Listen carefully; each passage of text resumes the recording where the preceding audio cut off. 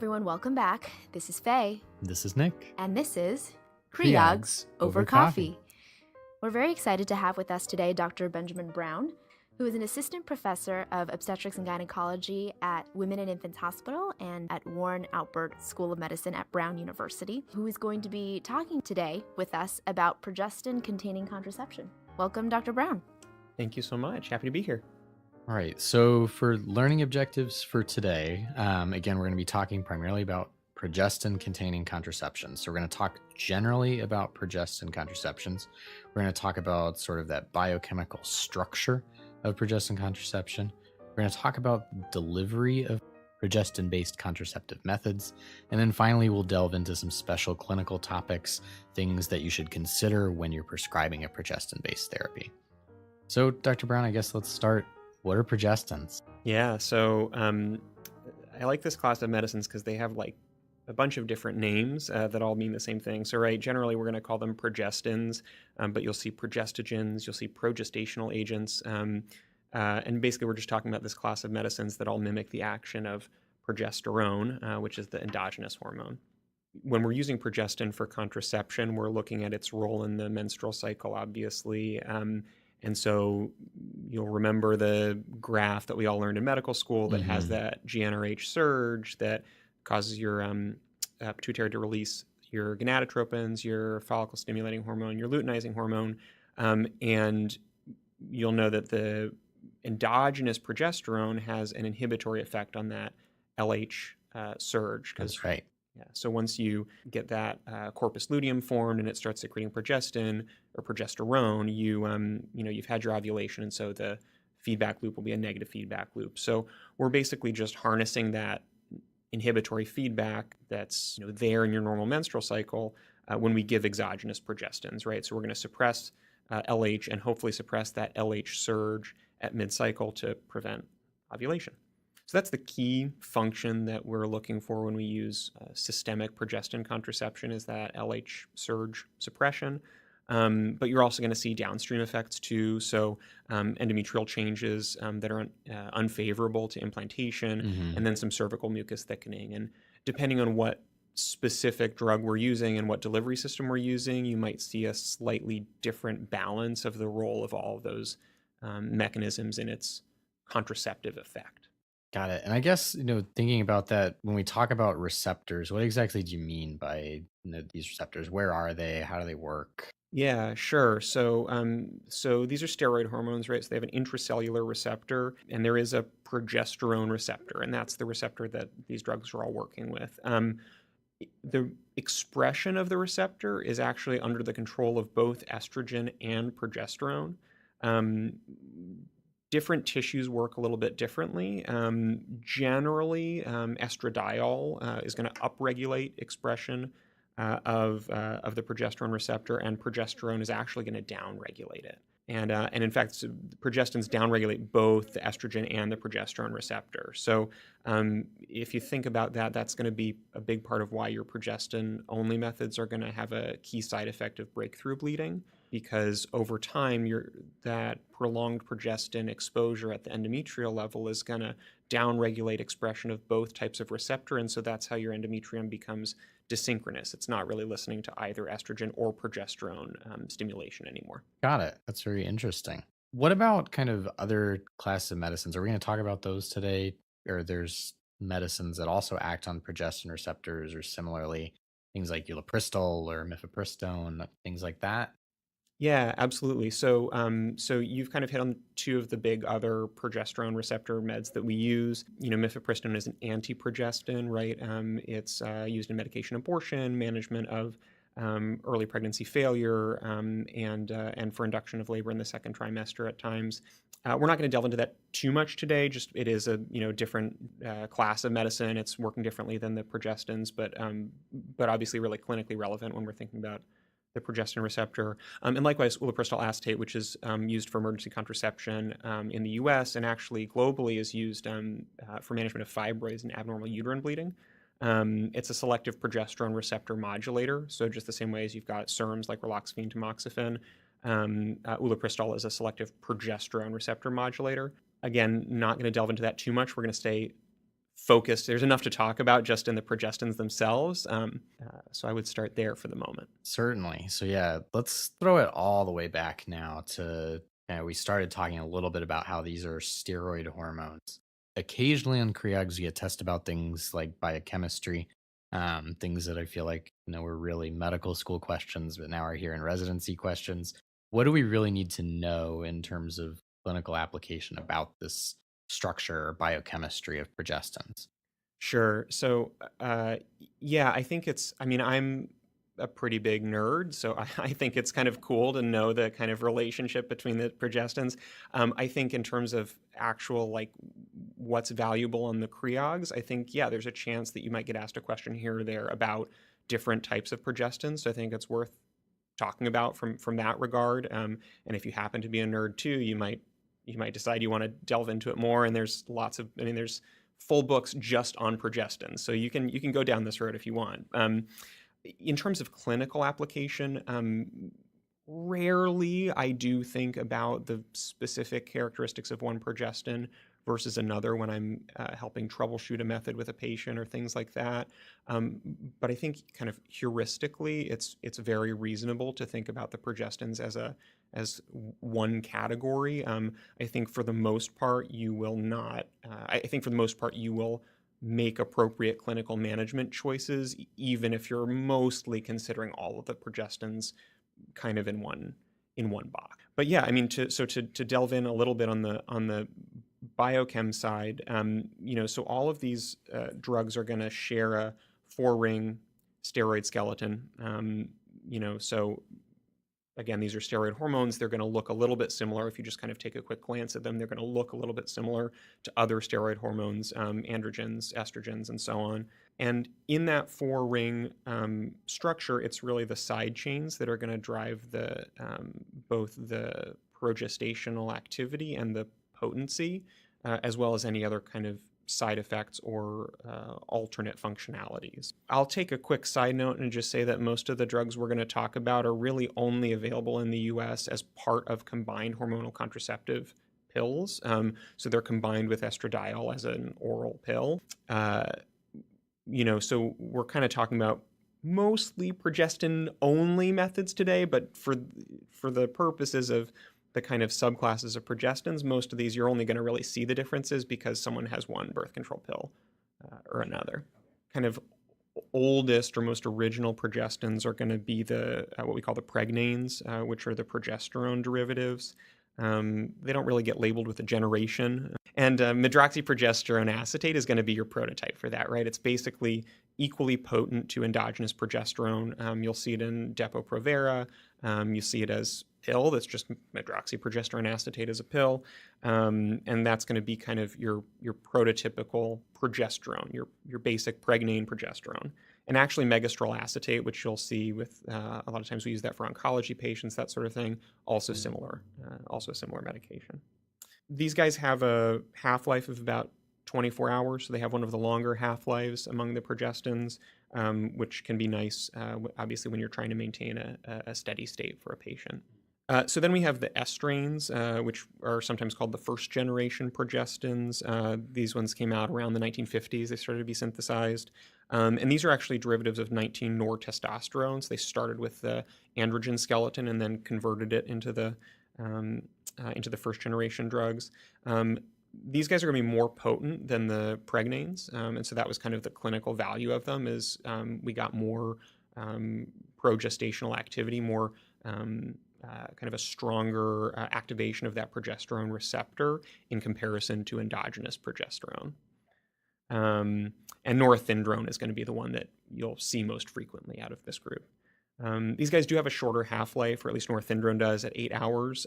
Presumably, that's part of why there tends to be more breakthrough bleeding, breakthrough ovulation on progesterone-only pills. That dosage is low enough, and that half-life is short enough that if you get off schedule with it, then you have a risk that it's not going to be as efficacious. So then we get to the second generation progestins. These are the gonanes, which came out in the 1970s. The ones that you'll be familiar with will be norgestrel, levonorgestrel, and this is where we start to get really high potency. These are, much more potent than any of the prior ones. They do tend to have more androgenic activity too, and we'll talk about that, in a little bit. But a little bit longer half-life. And then we get to the third generation in the 1980s, and these guys are actually derivatives of levonorgestrel.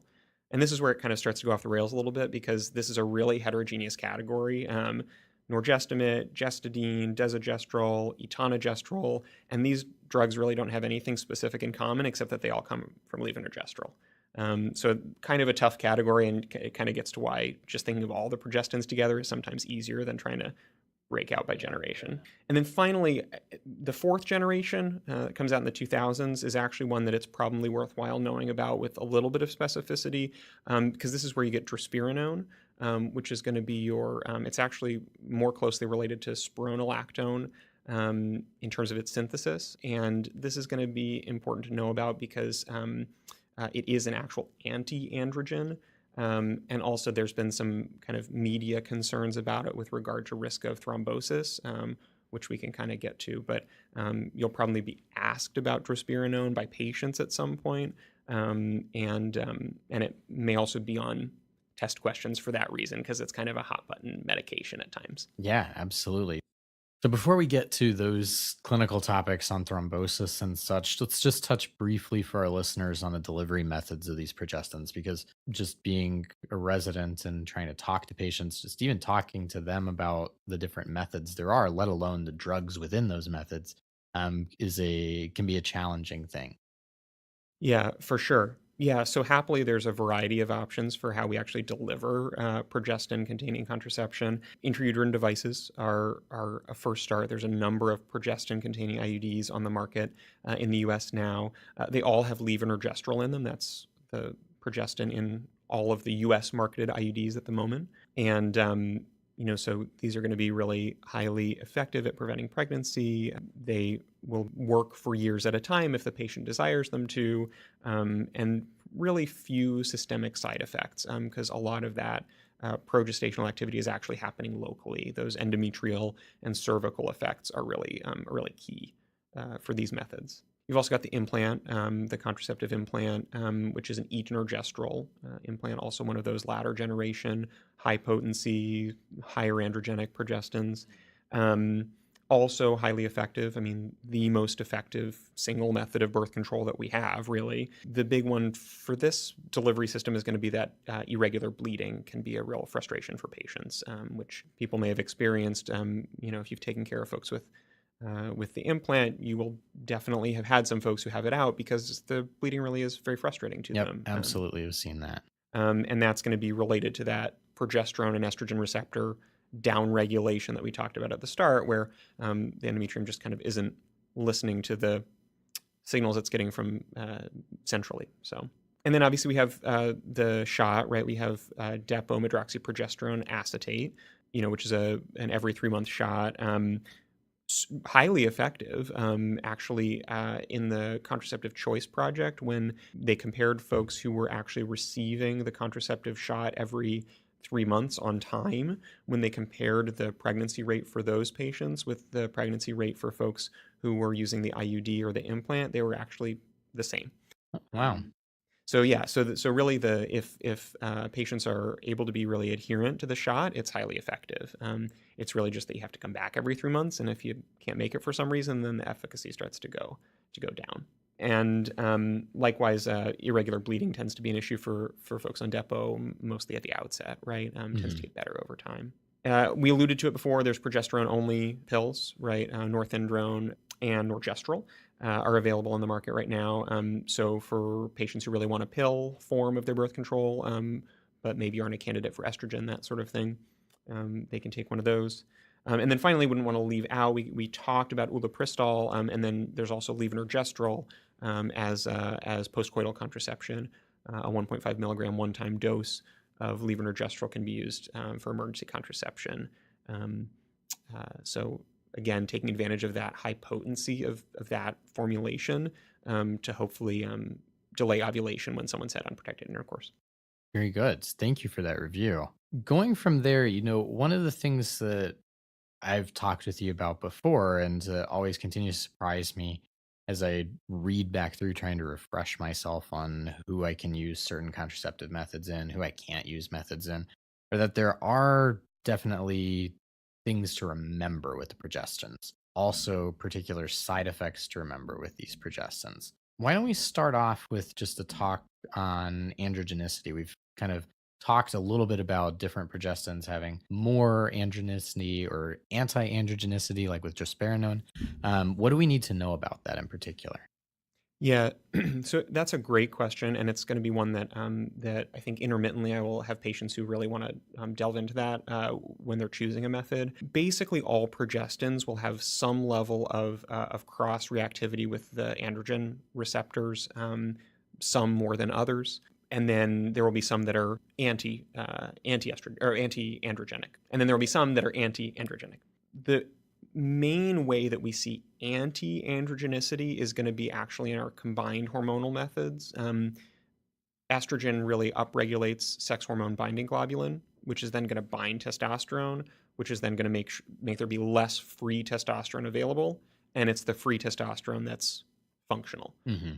So that's, if you're looking for a contraceptive method to have an anti-androgenic effect, you really probably want to be thinking about a combined hormonal contraceptive method because estrogen is really good at that specifically. Got it. That said, there will be some progestins that will competitively bind the androgen receptors, particularly some of the earlier generation ones. But I think where we tend to get more concerns clinically is for the more androgenic progestins. And so there will be some patients who are concerned about things like skin changes or hair loss, things that might potentially be related to something like levonorgestrel that may be a stronger pro-androgenic progestin. In general, if you look at like etonogestrel or levonorgestrel, when they're given without estradiol, they are somewhat androgenic. Once you add in estradiol, the overall effect is anti-androgenic.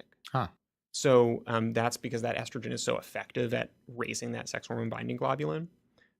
So if you have a patient who's on a combined method, even if that combined method has one of those more androgenic progestins, I'm not super worried that you're going to see pro-androgenic side effects from it. Got it. That said, everybody's different, and people have a broad variety of experiences with different birth control methods. And so I certainly would never say never. Those androgenic side effects, or even potentially like changes in libido, things like that, libido being largely driven by androgens, at least on a biochemical level, are totally possible. And so for sure, if someone comes into my office and is concerned about those things, it's reasonable to think about, hey, are you on a more androgenic, less androgenic progestin, and would changing that potentially make a difference in your symptoms? Good. Okay. And then another thing that we think about with contraception a lot, at least in our population, is thrombosis. Thrombosis really takes estrogens off the table for us. And so what do we need to know about thrombosis for progestins? Because at least I think in some cases, progestins are contraindicated too. Yeah, so this is one of those areas that feels cut and dry sometimes and feels really confusing other times. Yeah.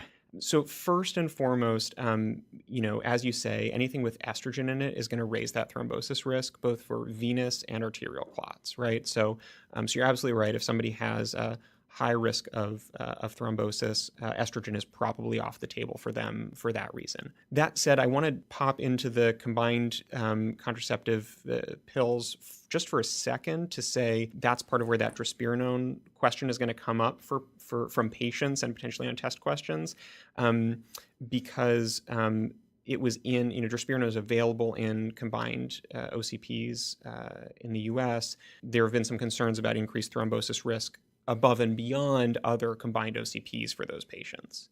And so if you look at some of those later generation progestins, so desogestrel, gestodine, drospirenone, and cytoproterenone, they do have a slightly higher risk of thrombosis, but the absolute risk remains really low. So to put it into real numbers, a non-combined OCP user the risk of thrombosis is 1 to 5 per 10,000 woman years. Someone using a levonorgestrel combined OCP, that risk is about 7 per 10,000 woman years. One of those latter generation progestins that I just mentioned, 7 to 13 per 10,000 woman years. So yes, it is a higher relative risk.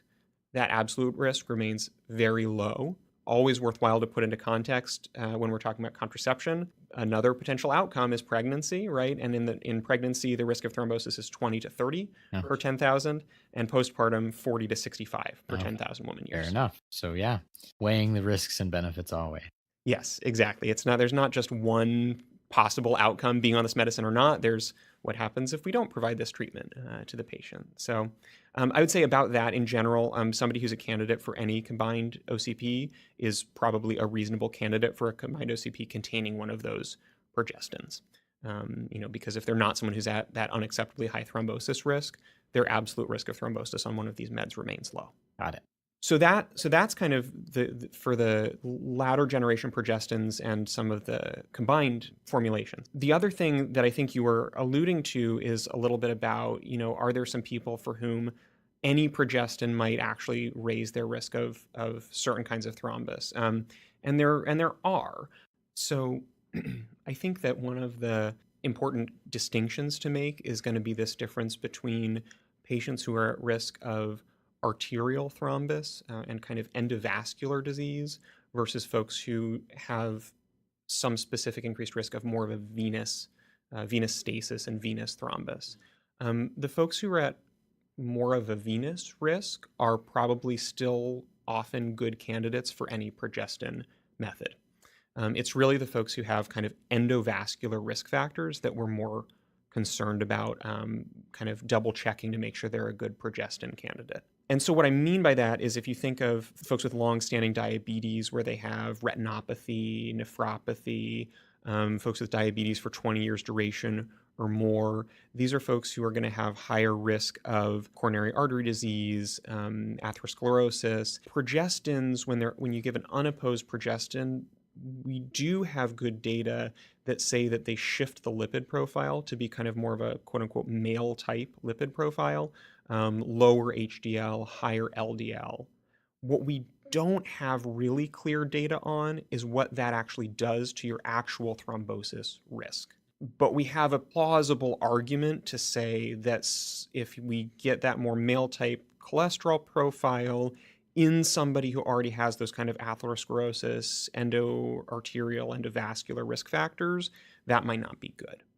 And so if you have someone, so for example, if you go to the CDC's medical eligibility criteria for contraception, it's a great resource where you're going to see, you can cross-reference someone's medical comorbidities with any of the major types of birth control and see whether they're very low risk,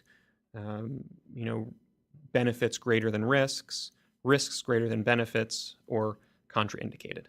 So going to the CDC, MEC, the medical eligibility criteria, can be a great way to try to suss these things out on your own if you're trying to figure out if someone's medical condition makes them a good or bad candidate for a particular type of contraception. And the folks that you'll want to maybe particularly be thinking about that in are these folks who have longstanding diabetes, other coronary artery disease equivalent risk factors. And so some of those folks, and I'll kind of highlight a couple of those categories from the MEC. We already talked about the diabetes, folks with diabetes for more than 20 years, or folks with microvascular complications, folks with severe hypertension or hypertension complicated by vascular disease also fit into that category.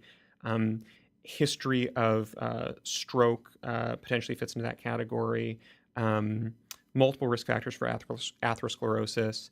And for most of these folks, the method that is most, that kind of crosses over that threshold to be kind of risks are greater than benefits, according to the MEC, is actually going to be the shot. And that's because with any of the other progestin-only methods, if you do start to notice these unfavorable lipid changes or issues related to them, you can stop them. With Depo, you can't stop it once it's on board.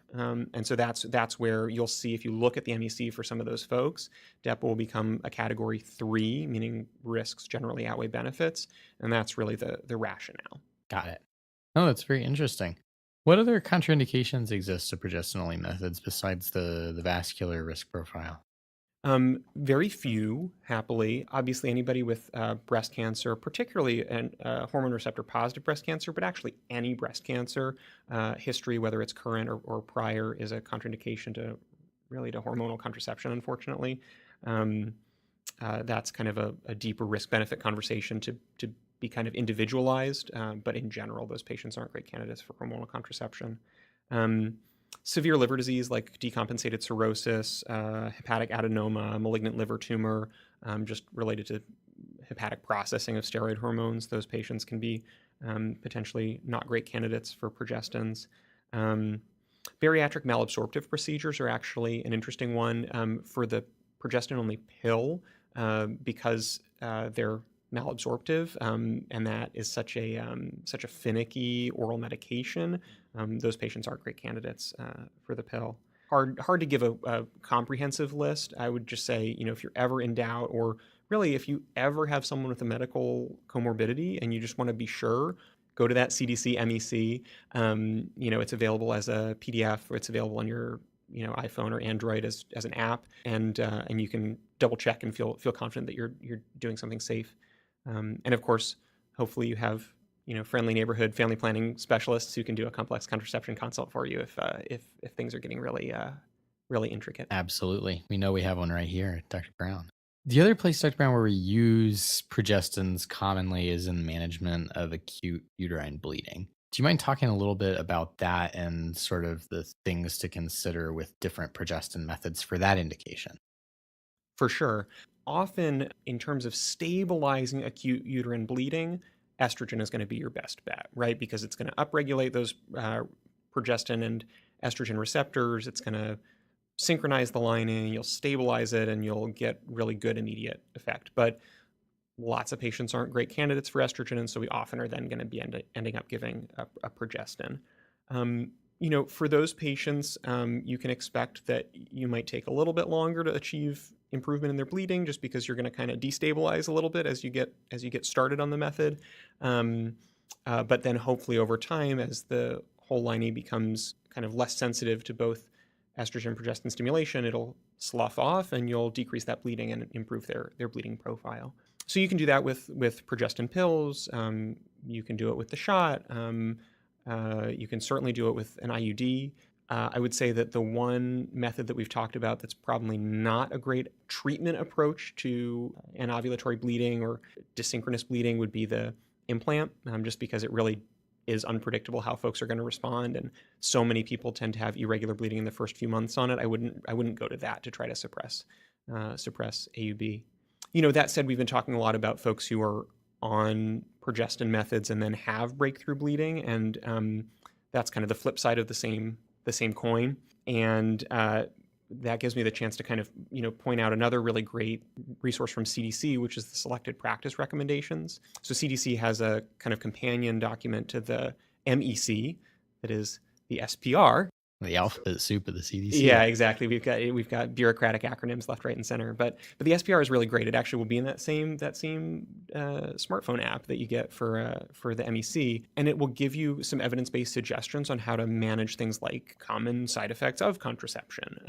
And when you have folks who are on a progestin-only method and who are having breakthrough bleeding, you can go to SPR and they'll give you some recommendations about managing that. And so those will include things like doing a short course of NSAIDs for 5 to 7 days, whether that's ibuprofen or naproxen, to diminish endometrial inflammation a little bit and see if that can improve the breakthrough bleeding. If the patient's a candidate for estrogen, you could do a short course, 10 to 20 days of estrogen add-back therapy, whether that's putting them on a combined OCP or doing estrogen alone on top of the progestin that they're receiving, to see if you can stabilize that lining, synchronize it, make it more responsive to the hormonal cycle. In terms of managing bleeding on the implant, man, are we working hard on that, but no one has really come out with a great, robust, long-term solution for that quite yet. People have been trying estrogen add back. They've tried tamoxifen. They've tried, I think maybe someone's tried mifepristone. They've tried a bunch of different medicines that all could plausibly improve that. And while doing a course of OCPs on top of the implant seems to temporarily improve your bleeding, once you come off of them, you go right back to that irregular pattern, unfortunately. And so the last line of resort, as always, if you need to, you can use an alternate method if someone's really having bad side effects. Super. Thank you again, Dr. Brown, for joining us this evening. This has been fabulous, really an excellent overview of progestin. Thanks so much. I'm glad to get to be here, and hopefully people find it useful and get some extra points in the Creogs because of it. All right, so once again, this is Nick, and this has been Creogs Over Coffee. If you enjoy our podcast, go ahead and go on iTunes, Google Play, Spotify, or any of your other podcatchers and give us a 5-star rating and review. Find us online at www.creogsovercoffee.com, where we've got some great resources, or you can reach out to us. You can find us also on Facebook at Creogs Over Coffee, on Twitter at CreogsOverCoff1, or you can support us on Patreon for some cool swag or a shout out on the show. www.patreon.com/CreogsOverCoffee. Have a suggestion for the show or picked up a mistake that we made in our previous podcast? Go ahead and send us an email at creogsovercoffee@gmail.com.